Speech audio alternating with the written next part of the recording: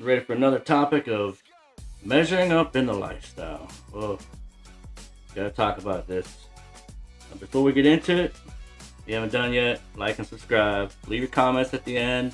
Let me know what's going on. Hey, go to my YouTube channels. Check them out. Do start to finish, what have you. Let's just dive into it. Measuring up. All right, there's a lot of things that we as individuals have a lot of emotion and attraction and great self-esteem for ourselves that we tend to look at, and it is impossible for everybody to gel on the same wavelength when it comes to finding your suitor or the person that you're interested in or the persons that you're interested in. It is just one of those things that it works or it doesn't work. If you don't have good self-esteem, you're an introvert, not an extrovert. You're not smiley. You're not jokeable. You're not laughable. There's a lot of things to play into. You might have had a bad week and you feel a little bad, or just something that's not off. For ladies, they have that time of the month and they don't feel sexy and blah blah blah. All right. Take all those that you've wrangled in and you're just trying to unwind at a party and have fun with somebody. You're just trying to do it. So here's what happens. You take all of that, and because you may have had that week or that month or that year or what have you, and you might be having a bad situation in your relationship somewhere or another, and things just may not be jiving, tapping on all 4, 6, 8 cylinders. I don't know, whatever.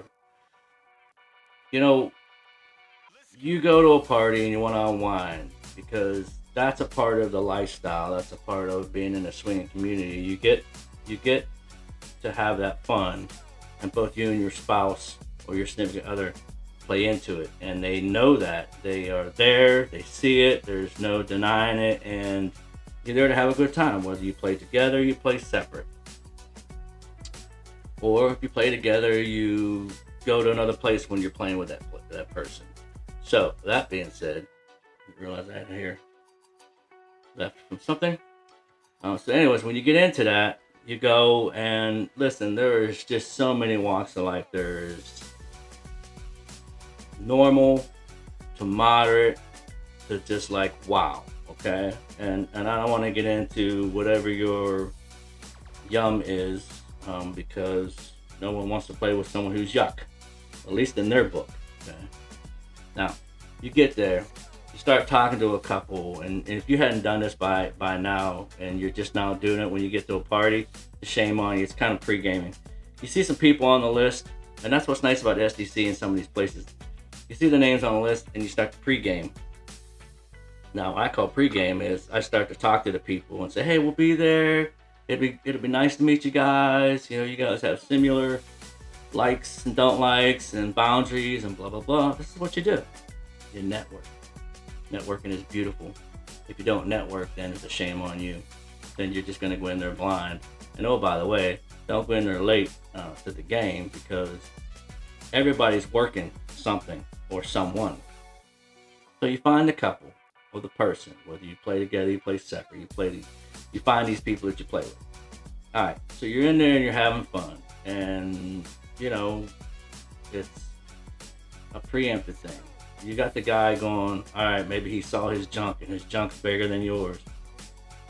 Ain't no shame in anybody's game, because listen, you know the anatomy of a woman. There's only so much a woman can take. I don't care what anybody says. The rest is just fucking spillage. Yeah, spillage. I know, by the way, them guys that have to use 2 hands and force it in there, I don't get it, man. That's how you get Peyronie's disease and all kinds of shit. It's just not good dick health, if you really want my thought process.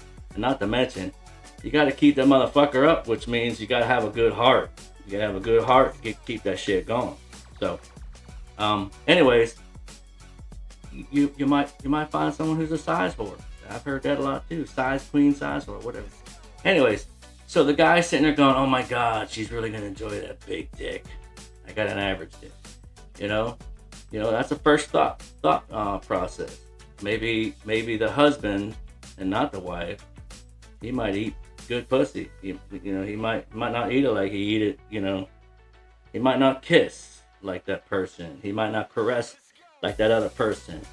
See, I'm a kiss, massage, a little bit of foreplay, a little bit of little tongue play, a little bit of, to try to get there. It's kind of a really good rhythm I got.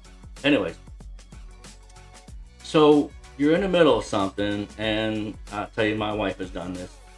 It's the same thing. Oh my God, that woman's prettier than I am, and blah. And I'm like, the fantasy, you run with it, we move out. It's no disrespect to anybody, but if you want a good many years in a lifestyle, you can't put too much thought into. You just enjoy the time, you enjoy the process, you have fun. Now in the middle of this process, everybody's hearing things that they don't normally hear. And if you're not really stable in your relationship and you hear these things and you keep hearing them, I couldn't tell you how to get through it, because we've heard so many people. Why is it that my wife gets all the attention and I don't? Well, the cold hard fact is you're a dude. And tits and ass sell, okay? Guys are more into chicks than most chicks generally are. There's a lot of chicks out there doing the same thing, so it's not bad. So for a heterosexual situation, what have you, you're not hearing these things, and those things are going off in your brain. You're like, oh my God, I hadn't heard that from her, or I didn't see him doing that to me.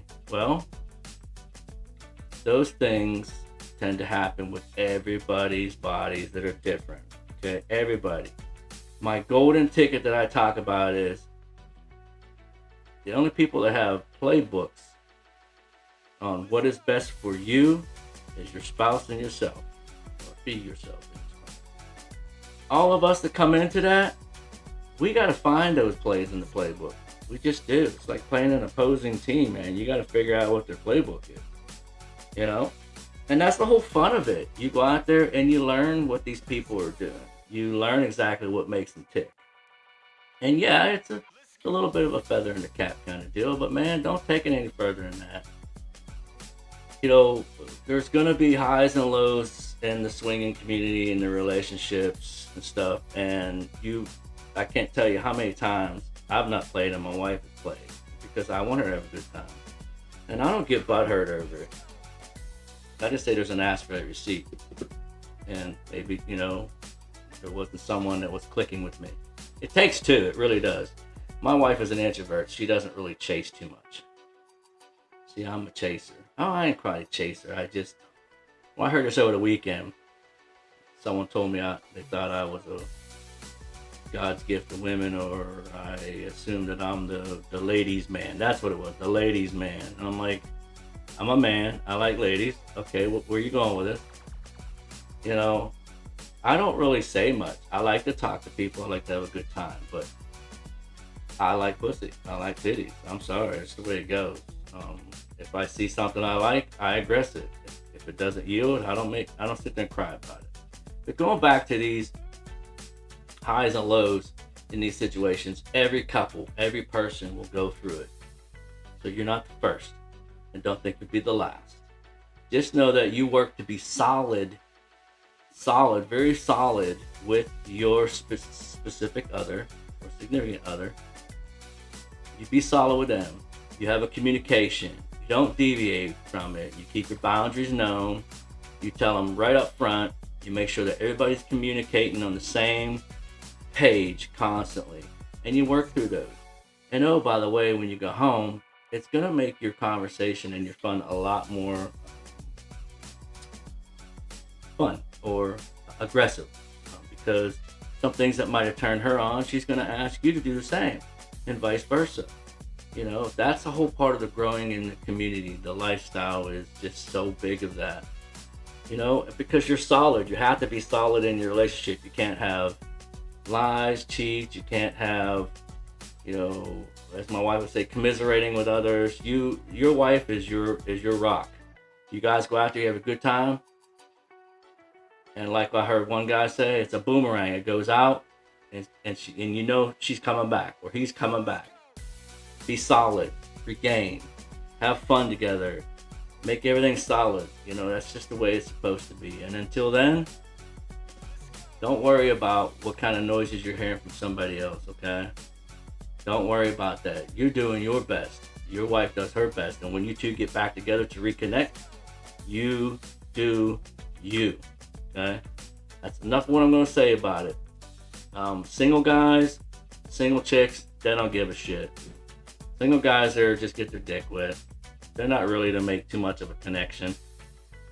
Single chicks, the unicorns, that's the bad part about unicorns is the significant others, whether it's male or female, depending on if the person's bi or not bi, they may have a different situation.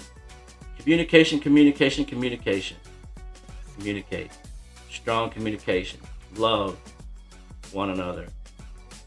Listen to each other, okay? It will make that swinging lifestyle better for you. All right, that's all I'm going to say on that one. Listen, I thank you guys for watching.